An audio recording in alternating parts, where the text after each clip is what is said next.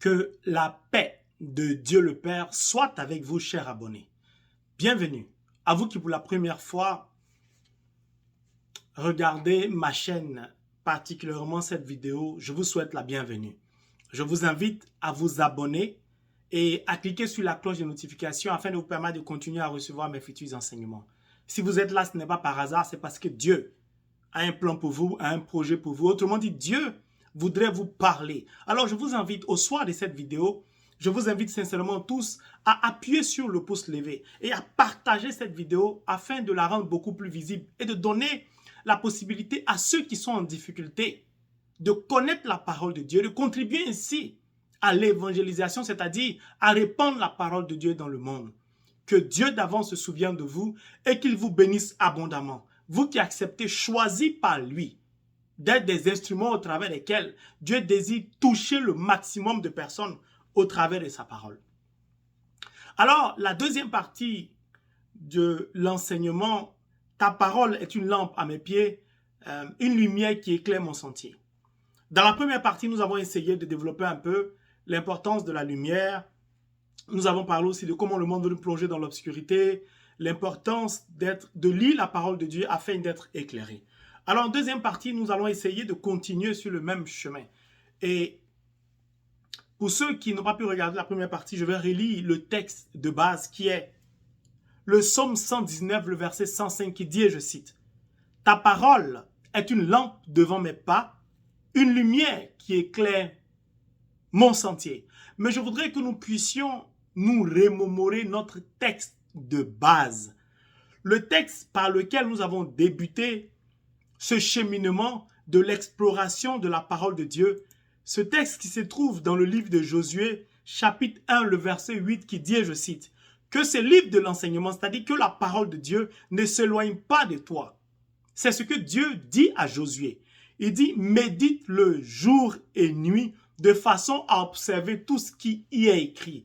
Alors tu mèneras à bien tes projets et tu réussiras. N'oublie pas que je t'ai recommandé d'être courageux et fort. Ne tremble pas, ne te laisse pas abattre, car moi, le Seigneur ton Dieu, je serai avec toi partout où tu iras. » Il est important de nous souvenir d'avoir toujours en tête ce texte qui est le début de notre cheminement. Nous sommes comme des élèves, alors nous allons nous asseoir tranquillement devant le maître, devant l'enseignant incontestable et incontesté qu'est le Saint-Esprit, afin qu'il puisse nous enseigner et nous nourrir de la parole de Dieu. Alors la main dans la main, nous avons décidé de cheminer, d'emprunter un chemin qui va nous permettre de parvenir à la réalisation de nos projets. Mais nous avons décidé de ne pas emprunter n'importe quelle voie, n'importe quel chemin, parce qu'il y en a beaucoup. Il y a des féticheurs, il y a des marabouts, il y a beaucoup la corruption, l'escroquerie. Nous avons décidé d'emprunter l'unique, seule, meilleure, inégalable voie qui nous conduit inexorablement, indiscutablement, de façon irréfutable vers le bonheur, à l'accomplissement de la réalisation de nos projets. Alors c'est la parole de Dieu. Je vous invite à aller chercher votre Bible, à la lire, parce que nous allons parcourir, nous allons explorer encore la parole de Dieu. Dans la version anglaise, il est écrit « Your word is the lamp to my feet and a light to my path. » Ta parole est une lampe à mes pieds, une lumière pour mon sentier. Je voudrais prendre un exemple. Pourquoi il est important d'avoir la lumière, d'être éclairé par la lumière? Pourquoi il est important que la lumière nous environne, nous éclaire, nous illumine?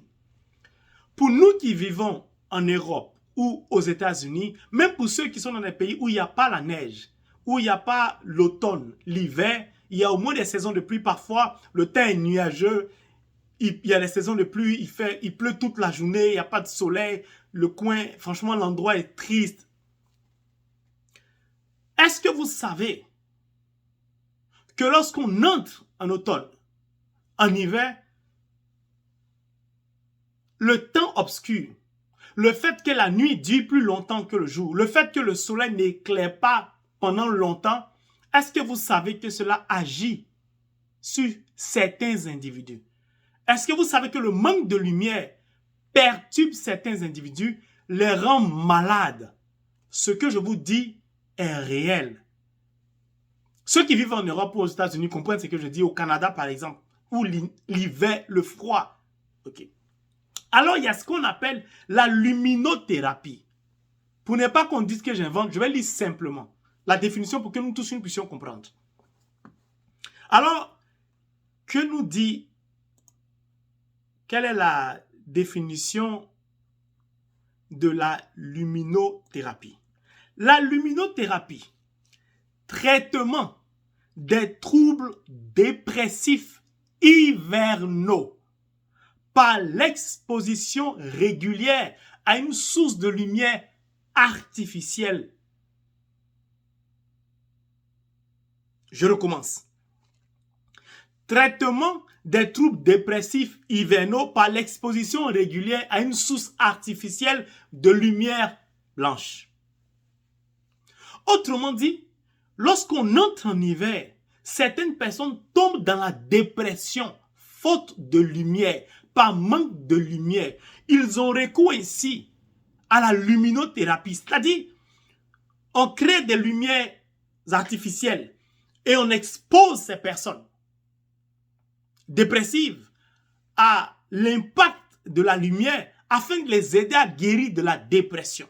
Pourquoi je prends cet exemple? Pour que nous puissions comprendre que la parole de Dieu est une lumière pour notre sentier, une lampe à nos pieds, mais une lumière dont nous avons besoin pour être bien portants. Nous avons besoin d'être éclairés. Chaque fois que nous lisons la Bible, nous illuminons, nous éclairons notre intérieur, nous chassons l'obscurité, nous chassons la dépression, nous chassons toutes sortes de maladies qui nous plongent dans l'obscurité. Quand on est malade, quand on est touché, on ne peut plus faire grand chose. On est malade, on sombre. Alors je me dis, waouh, la parole de Dieu est puissante. La parole de Dieu nous évite de tomber dans la dépression.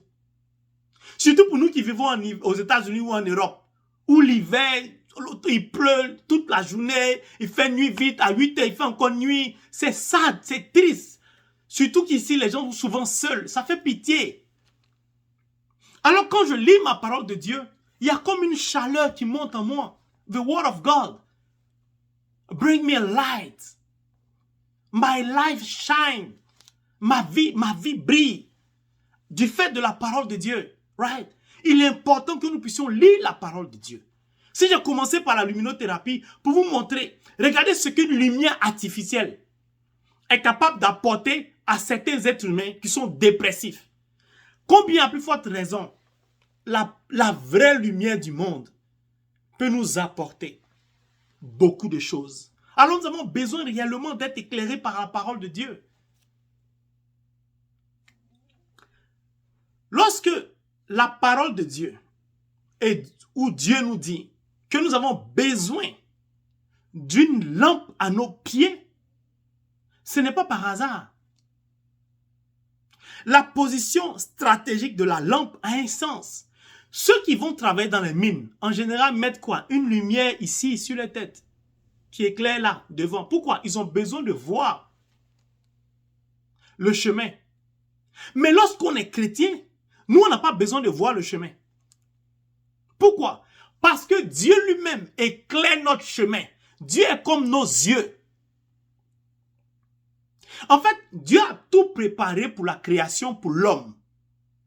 Le baptisé, c'est encore mieux. Le chrétien converti, c'est encore mieux. Pourquoi? Parce que lui, il comprend, il vit. Il sait que ce qui lui arrive vient de Dieu. Contrairement aux païens qui ne croient pas en Dieu, donc c'est normal. Alors, Dieu est comme nos yeux. Dieu a tout planifié. Mais le problème, c'est que Dieu n'aime pas les paresseux. Donc, Dieu a prévu une bénédiction pour toi, pour moi, mais il a besoin que ce soit moi, ce soit toi qui te décide à marcher. Marcher, ça veut dire quoi? Ça veut dire accepter de se lever, oser. Oser emprunter un chemin qui va te conduire au bonheur. C'est pourquoi Dieu dit à Josué, j'ai repris le texte de Josué qui est notre texte initial. Il dit, ne te sépare pas de ma parole. Médite-la jour et nuit. Mieux, conforme ta vie à cette parole. Autrement dit, quand je lis la parole de Dieu, Dieu m'annonce déjà qu'il a déjà un plan pour moi. Dieu m'annonce déjà que je dois parvenir au bonheur. Dieu m'annonce déjà que je dois baigner dans l'abondance. Dieu m'annonce déjà que tout était naquit pour moi.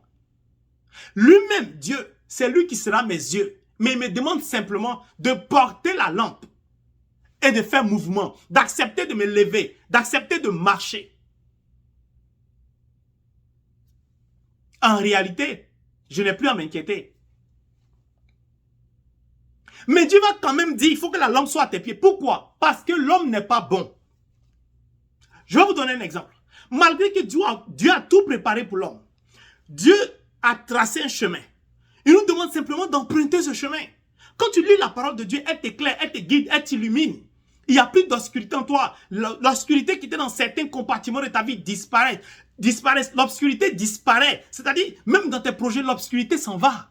Donc, tu parviens à l'accomplissement de ton projet facilement. Nous sommes en train d'explorer la parole de Dieu pour parvenir à réaliser nos projets. Nous laissons l'Esprit Saint nous éclairer. Mais si Dieu a tracé notre chemin, il nous demande simplement d'emprunter le chemin et d'accepter de porter la lampe. Dieu pouvait nous dire ne porte pas la lampe. Dieu sait que sur le chemin même qu'il a tracé, je vous ai dit dans Ecclésiaste 7, Dieu a créé l'homme bon, il aime les deux tout. Dieu sait que sur le chemin, l'homme va être tenté par les désirs de la chair. C'est pour ça qu'il dit, toi-même, j'ai tout fait pour toi. Mais attrape la lampe, c'est-à-dire attrape la parole, lis-la chaque jour, ne t'en sépare pas, puis marche avec pour qu'elle t'éclaire. Quand tu vas vouloir être tenté par les désirs de la chair, la parole va te ramener sur le droit chemin. Je donne un exemple. Tu veux réaliser un projet. Dieu, par sa bénédiction, crée des opportunités financières au devant de toi. Tu dois rencontrer des investisseurs. Tu te lèves, tu empruntes le chemin, tu es censé porter ta lampe avec toi. Lis la parole de Dieu chaque jour. Tu vas rencontrer, par exemple, un homme va rencontrer deux dames qui veulent investir. Il va rencontrer les deux dames, ils discutent. Au lieu de se concentrer sur son projet, il se laisse séduire par une parmi elles. Ah, est-ce que je peux avoir ton numéro? Est-ce que je peux t'inviter? Est-ce que... Puis ça commençait. Il a oublié que le chemin qu'il empruntait, c'était pour son projet. Petit à petit, il va commencer à dévier du chemin.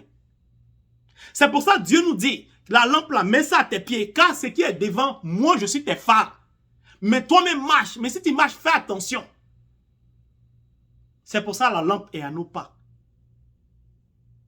Pour que chaque pas que nous posons, nous-mêmes, nous soyons habilités à scruter là où nous posons nos pas. Quand tu lèves ton pied pour le poser quelque part, toi-même, tu dois voir là où tu poses ton pied. Dieu s'occupe du chemin. Mais toi qui marches, tu dois regarder aussi quand même tes pieds. Dieu te demande simplement de regarder là où tu marches. Le reste, le chemin, l'a tracé, l'a tout fait. La parole de Dieu nous donne tout, nous apporte tout, nous éclaire en tout. Nous empêche d'être dépressifs, de tomber malades. Si nous sommes malades, au fur et à mesure que nous lisons la parole de Dieu, elle va venir nous guérir, illuminer la maladie, chasser, nous éclairer. Qu'est-ce qui nous rend malades? Quel est le remède? Il y a des fois, nous avons prié que Dieu a dit, va dans la forêt, tu prends telle plante, tu éclates, tu fais comme ça, tu donnes à telle personne, elle sera guérie. Et le résultat, on l'a vu. En fait, Dieu a tout créé. Il a tout planifié. Regardez la nature, la forêt. La forêt se recycle seule. N'a pas besoin de l'œuvre d'un être humain. Regardez une femme qui vient d'accoucher, qui décide d'allaiter. Mais le corps de l'homme est une industrie. Le corps se met à fabriquer le lait seul.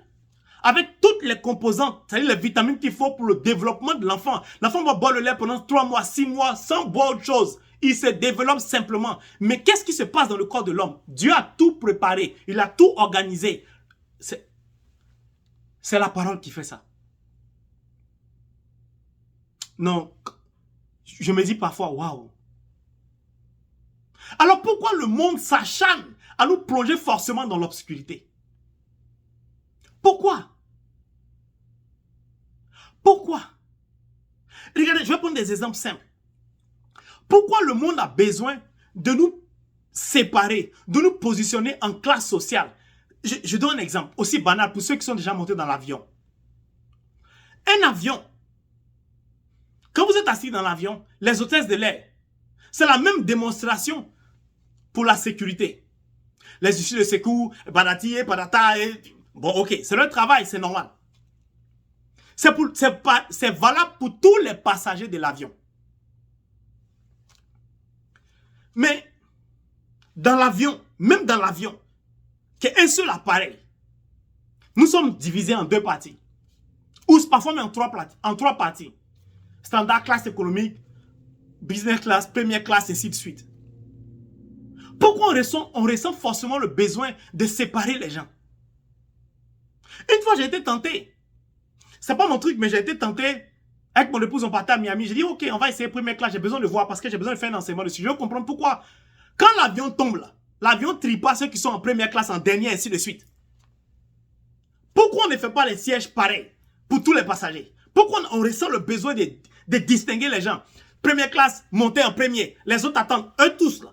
Regardez, c'est le même chemin pour monter dans l'avion. Hein. Oh, franchement, le monde veut nous plonger dans l'obscurité, veut nous anéantir, veut nous diviser. Le même chemin, pour ceux qui sont déjà montés dans l'avion, pour ceux qui ne savent pas, il y a un couloir. C'est le même couloir nous empruntons. Hein. Mais ils vont s'arranger à mettre une vitre dans le couloir. Et puis ils vont dire, ceux qui sont en classe économique, passez ici. Donc tu passes avec quelqu'un qui est en business class, mais c'est une vitre qui vous sépare. Allez-y comprendre l'affaire. Comme s'ils ne vont pas monter dans le même avion.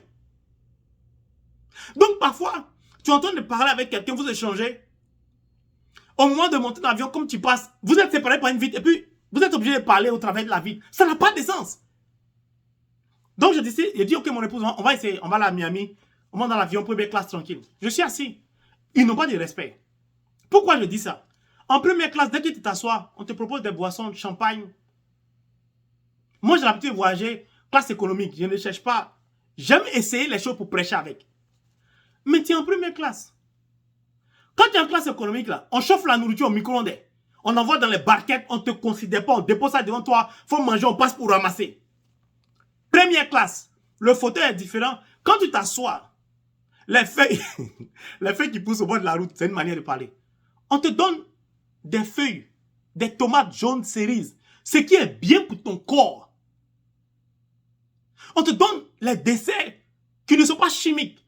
J'ai dit, mais pourquoi le monde éprouve le besoin de forcément se comporter comme ça? La nuit même, on tire les rideaux pour ne pas que on vous dérange.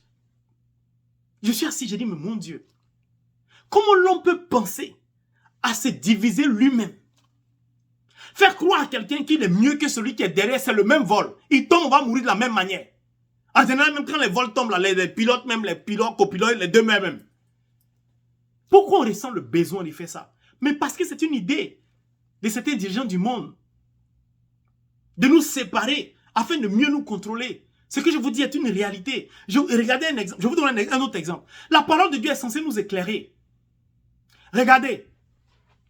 Malcolm X, Martin Luther King, deux grandes figures de la lutte pour la justice aux États-Unis. Les deux avaient le même Dieu, qui est au ciel le Dieu unique. Les deux avaient la même foi. Mais les deux n'ont pas véritablement pu être éclairés par la parole totalement. Ils ont mené un bon combat, inégalable et inoubliable.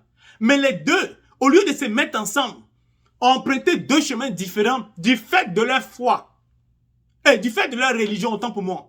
Parce que lui, Malcolm X, musulman, lui, chrétien. Ça fait que, ayant emprunté deux chemins différents pour mener le même combat, ils n'étaient pas forts. On les a assassinés. Ceux qui veulent nous plonger dans l'obscurité, certains dirigeants, certains pays ont tendance à assassiner toutes les personnes qui veulent briller, qui veulent éclairer, c'est-à-dire qui veulent apporter la connaissance, qui veulent ouvrir les yeux de ceux qui sont dans la misère afin qu'ils s'en sortent. Le monde, certaines personnes dans le monde vont chercher d'abord à les dissuader, à les corrompre, à essayer de corrompre leurs femmes, leurs maris, les gens de leur famille, pour les dissuader, pour leur faire peur. S'ils n'y arrivent pas, ils vont chercher à perturber leur vie, à les salir par les médias. S'ils n'y arrivent pas, leur dernier recours, parce que le diable est sans pitié, c'est de les plonger totalement dans l'obscurité, c'est-à-dire de les assassiner. Notre seule âme, c'est la parole. Mais, sur ce chemin de la parole, nous devons faire attention, nous devons être vigilants. Je vous ai donné l'exemple de Malcolm X. Ils auraient pu se mettre ensemble. Ils auraient pu mener le même combat ensemble. À deux, on est toujours plus fort. Pourquoi ils ont voulu chacun emprunter son chemin? On les a assassinés. Pourtant, ça fait mal. Les deux avaient connaissance des Saintes Écritures. Les deux savaient très bien que l'ennemi est sans répit pour nous plonger dans l'obscurité. Regardez, Lumumba a été assassiné. Ça ne les a pas suffi. Ils l'ont découpé. Ils l'ont mis dans l'acide. Et puis, quelqu'un prend sa dent, il fait un documentaire, puis il exhibe ça, il est content.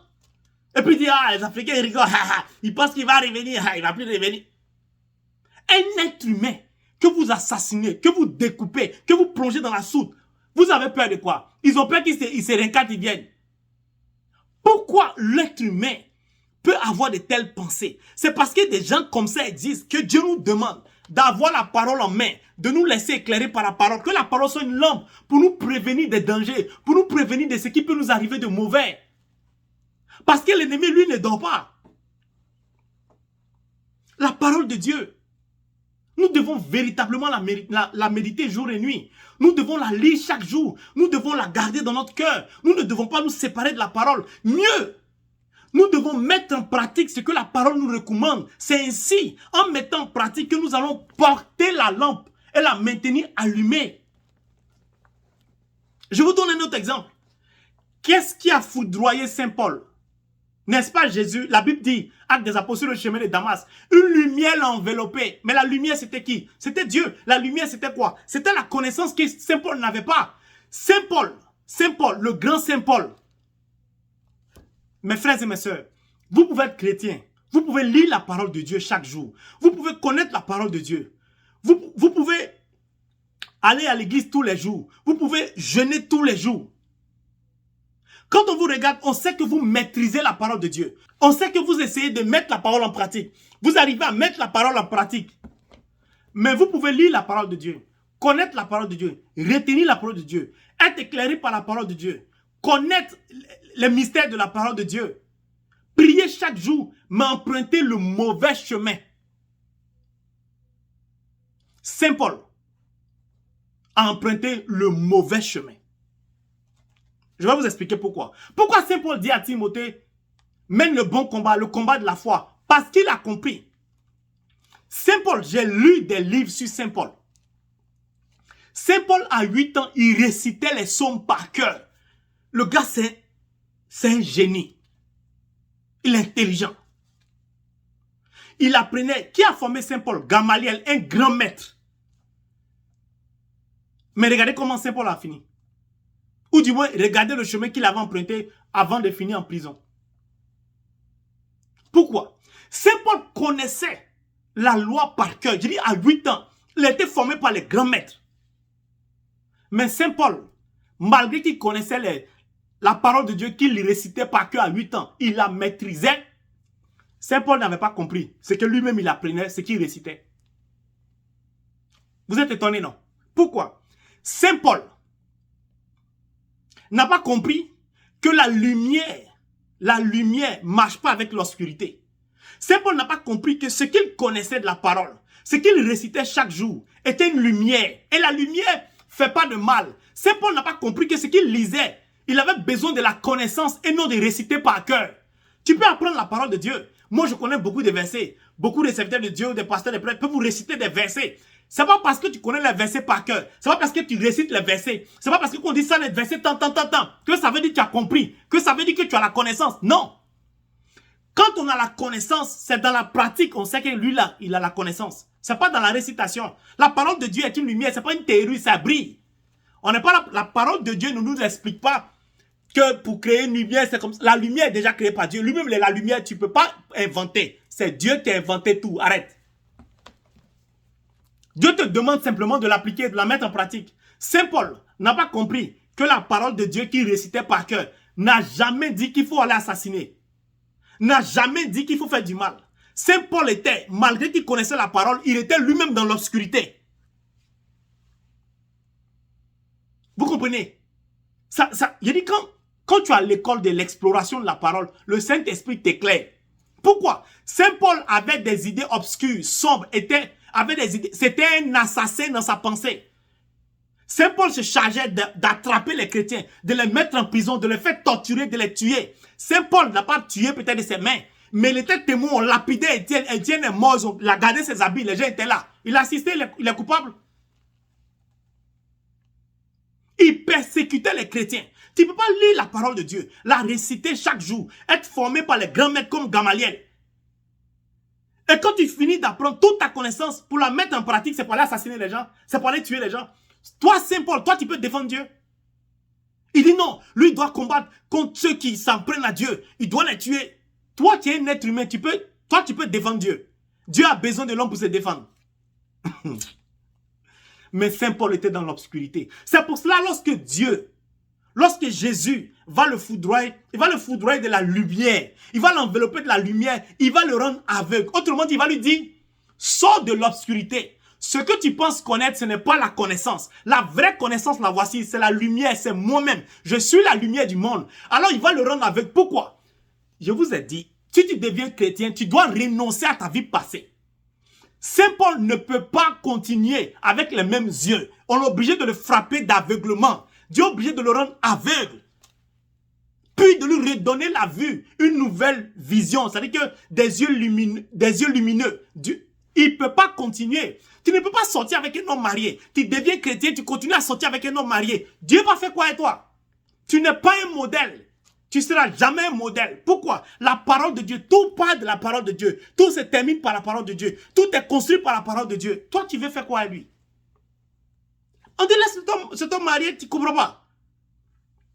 Saint Paul a continué son chemin en étant aveugle. Ça vous rappelle rien? Bartimée. Jésus a plongé Saint Paul dans l'obscurité comme Bartimée avant de lui rendre la vue. Autrement dit, marche pendant 3 jours, va à Damas.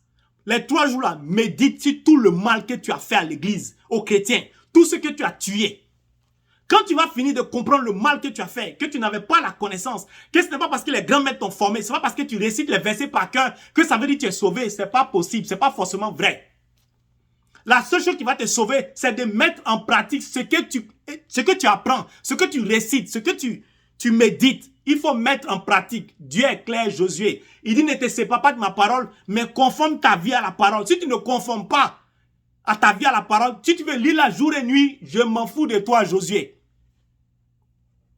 Saint Paul a compris qu'il a commis beaucoup d'erreurs. Alors, lorsque Dieu va ouvrir ses yeux, il va décider. Se convertir, c'est faire demi-tour.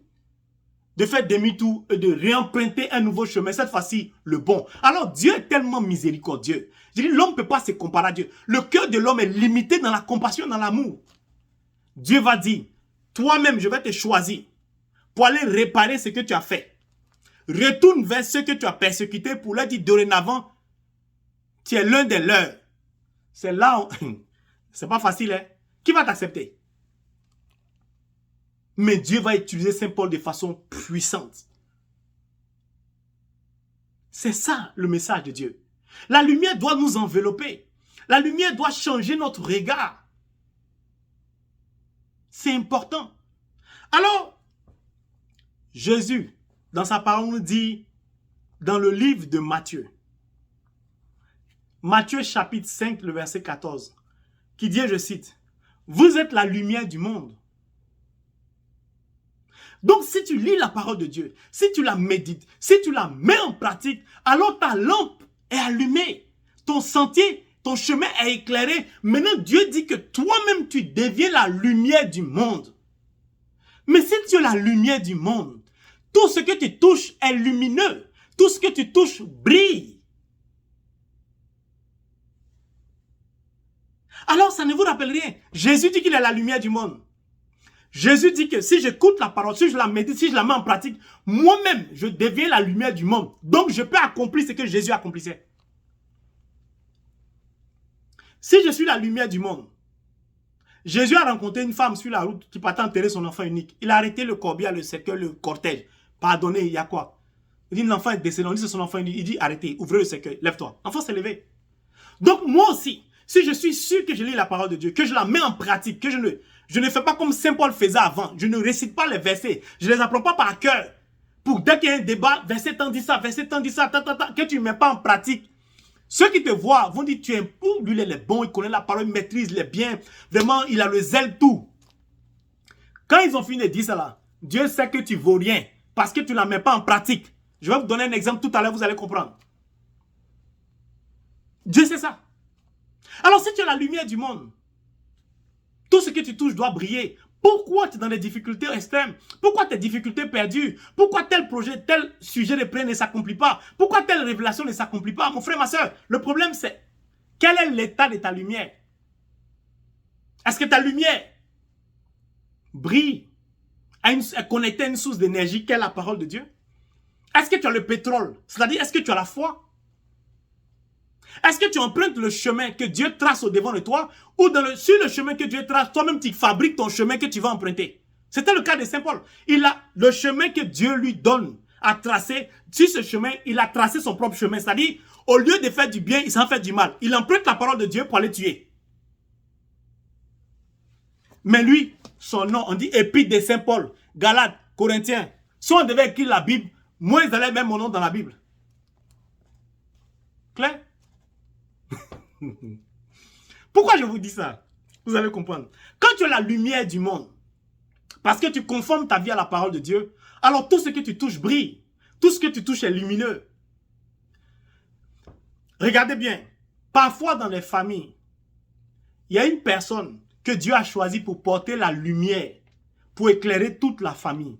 En général, cette personne-là est toujours méprisée. Est toujours rejetée. Cette personne, lorsqu'elle parle, on ne l'écoute jamais. Même quand on essaie de l'écouter, certaines personnes l'écoutent. Vous en entendez d'autres personnes dire, lui là, mais il se prend pour qui même? Je donne un exemple. Vous êtes dans un pays, supposons, je ne sais pas moi, Cameroun, je donne un exemple au hasard. Deux mères qui ont envoyé leurs enfants en Europe. Les enfants d'une femme, eux, construisent, les enfants de l'autre femme ne construisent pas. Quand les deux femmes se retrouvent dans les réunions du quartier, une femme, par exemple, va dire, regarde, là, ces enfants sont partis, ils ne font rien. Mais ces enfants sont partis en Europe, ils ne font rien, c'est quoi ton problème? C'est toi qui les envoies. Tu sais le plan de Dieu pour eux. La jalousie, se comparer aux gens. Ah, moi, mes enfants sont bien, là, ces enfants ne font rien. Ou bien c'est là même, ces enfants, quand ils viennent, ils se prennent, on ne sait pas pour qui ils sont même.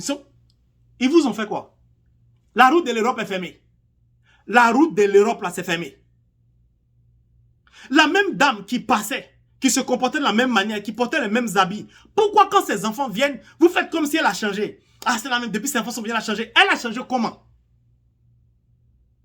Ce sont ces personnes. À cause de ces personnes que Dieu nous demande de maintenir nos lampes allumées afin de les éviter. Parce que ces personnes poussées par la jalousie peuvent vous empoisonner. Peuvent vous donner un sacrifice. Alors la parole de Dieu doit nous éclairer. Si tu as la lumière du monde, il y a des choses que tu ne peux pas faire. Je donne un exemple. Pour ceux qui sont déjà partis à Dublin, en Irlande, quand vous partez en Irlande, des États-Unis, et que vous devez revenir aux États-Unis, à l'aéroport de Dublin, il y a la sécurité pour ceux qui sont déjà montés dans l'avion. Il y a la sécurité normale, on se déshabille, on met les trucs, les portables, l'ordinateur, ainsi de suite. Mais à Dublin, vous allez comprendre où je vais en venir. À Dublin, quand tu finis la sécurité de l'aéroport même, pour aller à ton gate, à ta porte, si tu viens aux États-Unis, tu es surpris parce que tu découvres qu'il y a une autre sécurité. Tu ne comprends pas, tu dis, mais c'est jamais vu. Moi, je voyage beaucoup. La sécurité, c'est une fois que tu passes. Quand tu veux venir aux États-Unis, tu finis le contrôle à Dublin. Tu penses que tu es free. Quand tu t'en vas, c'est marqué United States of America. Les drapeaux sont là. Contrôle de sécurité. Tu dis, mais on m'a déjà contrôlé. Ils disent, c'est pas leur problème. Ils sont à l'aéroport de Dublin, mais ils disent c'est un territoire américain. Contrôle de sécurité. Tu ne rentres pas aux États-Unis. Même si tu veux être américain, ce que tu ne rentres pas. Contrôle de sécurité. Vous savez pourquoi j'aime les États-Unis? C'est pas parce que c'est un bon pays ou un mauvais pays, je ne sais pas. Mais ils me plaisent parce qu'ils se prennent au sérieux. Les Américains se prennent au sérieux. Moi, j'aime les gens qui se prennent au sérieux. Où je vais en venir? Si Dieu dit que tu es la lumière du monde, pourquoi tu ne te prends pas au sérieux? Pourquoi tu ne te prends pas au sérieux? Si tu es la lumière du monde, chasse l'obscurité. Tu as peur de quoi? Tu hésites sur quoi? Prends-toi au sérieux. Beaucoup de chrétiens ne se prennent pas au sérieux. C'est pour ça qu'on ne nous prend pas au sérieux. Parce que si tu te prends au sérieux, on te prend au sérieux. Si tu te fous de la parole de Dieu, si tu méprises la parole de Dieu, le monde va te mépriser.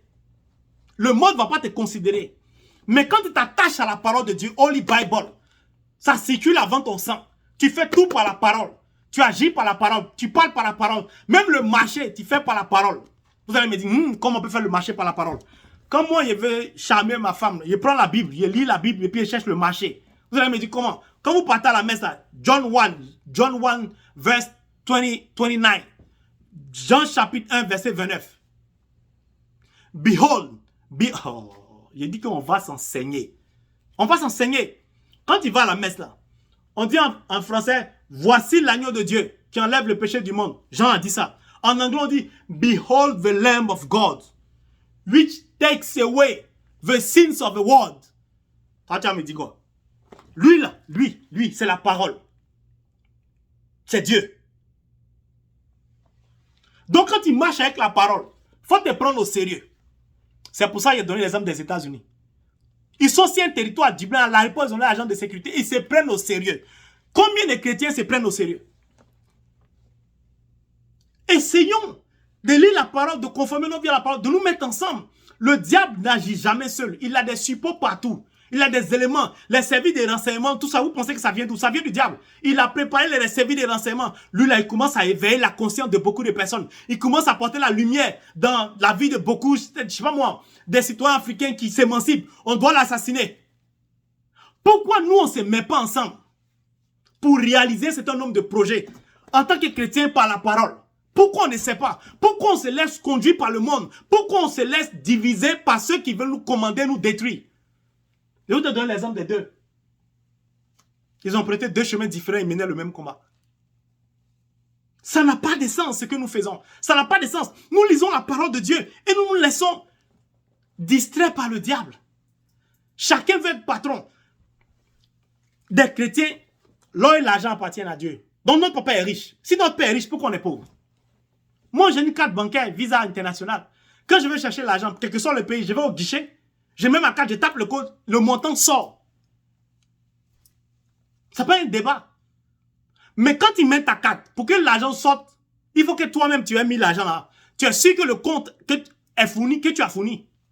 Mais la parole de Dieu, quand nous la méditons, nous mettons de l'argent sur notre compte. Lorsque nous avons besoin de l'argent, nous devons appuyer, mettre notre carte, taper le code, ça va sortir. Ça va sortir. Je vous dis la vérité, ça va sortir. Qu'est-ce qui nous empêche de nous mettre ensemble? Beaucoup de chrétiens sont pauvres, souffrent. Pourquoi on ne peut pas se mettre ensemble pour faire quelque chose ensemble? Pourquoi on laisse le diable nous détruire? Pourquoi on ne met pas de stratégie ensemble? Pourquoi on ne cherche pas à prendre le pouvoir, à prendre l'économie pour apporter la paix dans le monde, pour apporter la stabilité dans le monde?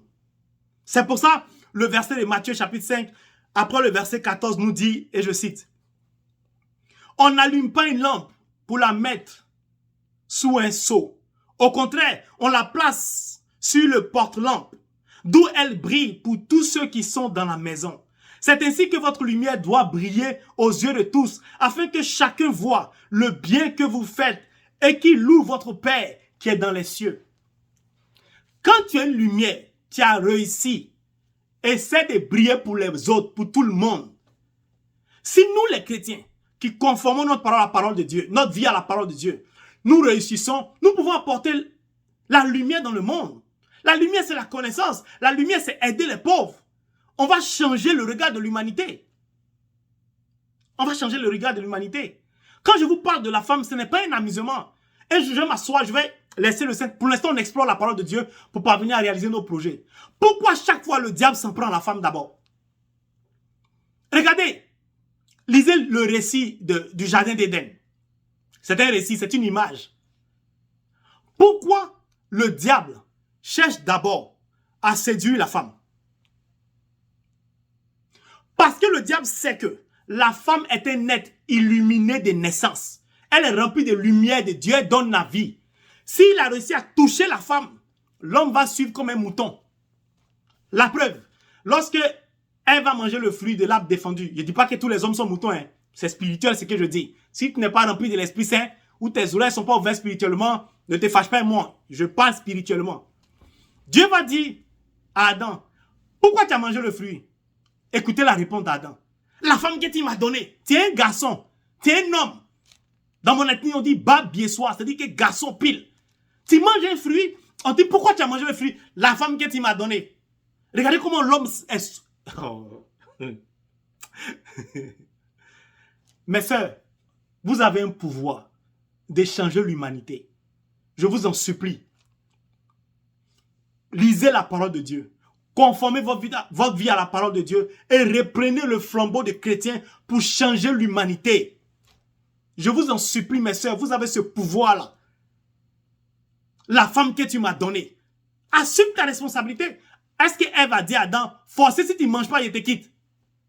Elle a dit, j'ai mangé, c'est bon, il faut manger. Il dit, ah, ok, si tu as mangé, c'est bon, donne-moi. Pourquoi? C'est pour nous dire combien de fois qu'on est dans un couple. L'homme, la femme est une sagesse de vie pour l'homme.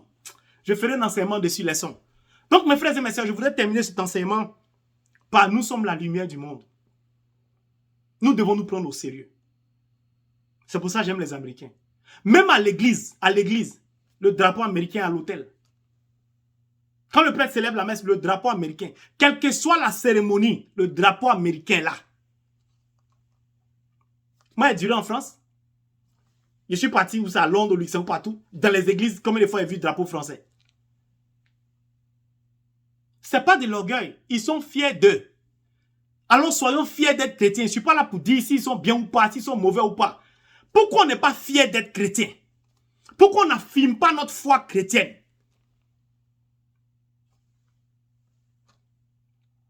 C'était le message de l'exploration que je voulais porter avec vous. Nous avons compris que nous avons besoin de la parole. Nous avons besoin d'être forts. Nous avons besoin de ne pas trembler.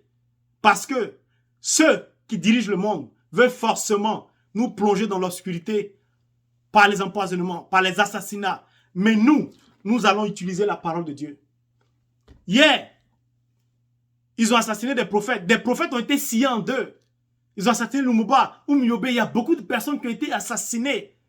Thomas Isidore Sankara, même Malcolm X, tous ceux-là, tués. Pourquoi? Tous ceux qui essaient d'apporter la lumière. C'est pour ça que Diogène a dit, il a la recherche d'un homme dans le monde, un homme bon, un homme honnête. Il n'y en a pas. Les seules personnes qui peuvent changer le monde, ce sont les chrétiens, ceux qui croient en Dieu, qui ont foi en Dieu. Alors, mon frère, ma soeur, si tu te sens concerné par le message, je t'invite à reprendre ta parole de Dieu là où tu l'avais déposée, à la méditer, à conformer ta vie à la parole, afin d'entrer dans ta bénédiction. Car Saint Paul avait emprunté le mauvais chemin. Si Jésus n'avait pas foudroyé de sa lumière, il allait assassiner au moins peut-être combien de centaines de milliers. Mais malgré ça, son aide dans la Bible, c'est que toi, ce que tu vis, Dieu peut le faire. Tout dépend de toi. Que Dieu, dans son infinie bonté, vous bénisse et qu'il nous donne de continuer cette exploration pour que nous puissions parvenir à la réalisation de nos projets. Amen. Ce que je voudrais simplement vous dire, comme témoignage en ce qui concerne, quand on est éclairé par la parole de Dieu, quand j'étais enfant, je voulais réaliser un projet et j'avais besoin de moyens financiers. Les banques, ils aiment trop les taux d'intérêt. C'est vrai que c'est favorable par rapport à certains pays. Mais j'ai voulu avoir un deuxième travail.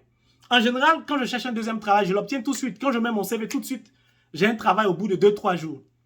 Mais ça faisait 4 ans, 5 ans que j'étais à fond dans la prière, que j'acceptais définitivement ma mission de servir le Seigneur. Et c'est comme si quand je postule, je cherche un deuxième travail, je ne trouve pas un deuxième travail. Dieu, quand on est chrétien, on lit la parole, on conforme sa vie à la parole de Dieu. Ne dites pas que j'ai fait ma part, Dieu va faire. Dieu va toujours vous éprouver jusqu'à la fin de votre vie sur terre. Demandez à Abraham. Ces exemples ne sont pas là en vain. Jusqu'à ce que Dieu juge lui-même que tu es bon, on n'a plus besoin de t'expérimenter. Mais Padre Pio, Dieu le testait pour l'élever. Je ne comprends pas. J'ai dit, mais Seigneur, j'étais éloigné de toi. C'est vrai que tu m'appelais à te servir. Il n'arrive pas à trouver un travail. Vous savez ce que Dieu va faire. Comme je lisais la parole de Dieu, j'ai essayé de conformer ma vie à la parole de Dieu. Il y a un jeune frère, un petit frère, l'ami, et le petit frère d'un ami que j'ai aidé à trouver un logement. Et il s'est mal comporté, il a quitté le logement sans me dire alors que le logement portait mon nom. Bon bref, je vous évite les détails. Ça m'a beaucoup blessé parce que quand tu es illuminé par la parole, tu essaies d'aider tes frères en Europe, mais bref, ça finit toujours, ils se foutent de toi, ils pensent que c'est parce que tu n'as rien à faire que tu cherches à aider les gens. Je ne comprends pas parfois la mentalité de certaines personnes. Donc le propriétaire m'a appelé, il m'a dit, ah, tu veux quitter, tu as déposé la lettre, tout ça. J'étais étonné, j'ai dit, moi, il dit, oui, tu as envoyé telle personne déposer. J'ai dit, ah oui, j'avais oublié. J'étais pas content. Et il y a eu plusieurs comportements de ce petit frère, de l'ami, le petit frère à mon ami. Et un jour, il va m'appeler. Quand il va m'appeler, la parole dit, il faut témoigner de la vérité. Ne soyez pas hypocrite. La parole qui vous éclaire doit vous éclairer. Quand il m'a appelé, j'étais au travail. Il m'a parlé, on a rigolé. Puis il lui a dit, petit frère, tu es impoli. Il dit, ah, grand frère, je t'ai fait quoi? Et puis je lui donne. Il dit, tu trouves normal que je te mette dans un appartement à cause de ton grand frère qui est mon ami. Je t'aide. Comme aujourd'hui tu t'en sors, ta situation est bien, tu quittes le logement sans me dire. Tu fais telle chose, telle chose, telle chose, je ne suis pas au courant. Pourtant tu sais très bien que c'est grâce à ton frère que j'ai voulu t'aider. Et tu te fous de moi, tu vas en voyage, bref, il a un comportement désagréable. Je lui ai dit humblement ce que je pensais de lui. Et je lui ai dit, ne recommence plus jamais ça avec moi. Il m'a demandé pardon. J'étais très en colère contre lui. Parce que ce qu'il avait fait était méchant. Et qu'est-ce qui va se passer? Quand je lui parlais, je lui témoignais de la vérité. Je lui disais la vérité en lui disant ce qui est sur mon cœur. Je ne suis pas hypocrite.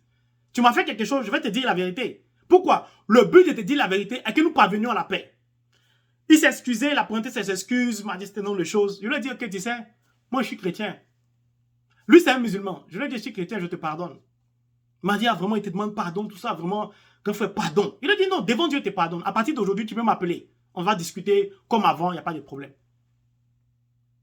Le fait que j'ai manifesté la parole de Dieu, c'est-à-dire que j'ai pardonné à quelqu'un qui m'a fait du mal, que je lui ai dit le mal qu'il m'a fait, puis je lui ai accordé mon pardon, vous savez ce que Dieu va faire. 2 jours après, ce petit frère va m'appeler. Il me dit, ah, grand frère, vraiment, il y a un travail dans une maison médicalisée. On a besoin de quelqu'un de confiance dessus parce qu'il s'agit des personnes atteintes de certaines pathologies, mais qui sont issues des familles bourgeoises et il y a des bourgeois dedans. On a besoin de gens crédibles qui ne vont pas les maltraiter. Comme je sais que toi, tu es quelqu'un de sérieux, tu es chrétien, tu crois en Dieu. Vraiment, ta vie, il te fait confiance. Je sais que ce travail est pour toi. Il dit non, tu sais, il dit non, grand frère, c'est pour toi. Je dis ok. Il a donné mon numéro à la directrice. La directrice de la maison médicalisée m'a appelé et j'ai commencé à travailler là-bas. C'est comme ça que j'ai eu mon deuxième travail. Et j'ai pu réaliser le projet que je voulais réaliser. Pourquoi je vous dis ça? Si je n'avais pas manifesté la lumière, c'est-à-dire je ne lui avais pas accordé le pardon, je n'allais pas avoir le deuxième travail. Dieu m'a testé. En me donnant un travail, il a envoyé quelqu'un qui m'a fait du mal pour voir si vraiment je continue, malgré le nombre d'années, 5 ans que je suis dedans, si je continue à garder ma lampe allumée. Le seul fait que j'ai pardonné à cette personne, mais d'un cœur sincère, parce qu'après ça, on s'appelait, en tout cas, nos relations étaient parties. Moi, quand je pardonne, je pardonne. Dieu s'est servi de lui pour me donner un deuxième travail. C'était juste le témoignage que je voulais vous apporter, pour vous dire, quand vous manifestez la lumière, Dieu est toujours avec vous, il ne va jamais vous abandonner. Ce n'est pas que Dieu ne pouvait pas me donner un travail, mais Dieu voulait voir si ma lampe est toujours allumée. Donc Dieu lui-même a vu que cette fois-ci, je suis avec lui pour la vie. Ce n'est pas un jeu. Et ça ne s'est pas arrêté là. La directrice maintenant a commencé à m'appeler chaque fois. Même quand j'ai fini de réaliser ce pourquoi, elle m'appelait tout le temps. Même la veille de mon départ aux États-Unis, elle m'appelait encore. Je lui ai dit, waouh, Seigneur, pardon, c'est bon. Dieu ne s'est pas béni doucement. Je vous ai dit, si Dieu était un commerçant, son commerce allait tomber. C'est le témoignage que je voulais vous apporter pour vous dire. Quand vous priez, que vous manifestez la parole, soyez toujours humble, pardonnez. Car Dieu, dans votre cheminement avec lui, sur le sentier que vous empruntez, va vous éprouver pour voir si votre lampe est toujours allumée et il va vous bénir abondamment.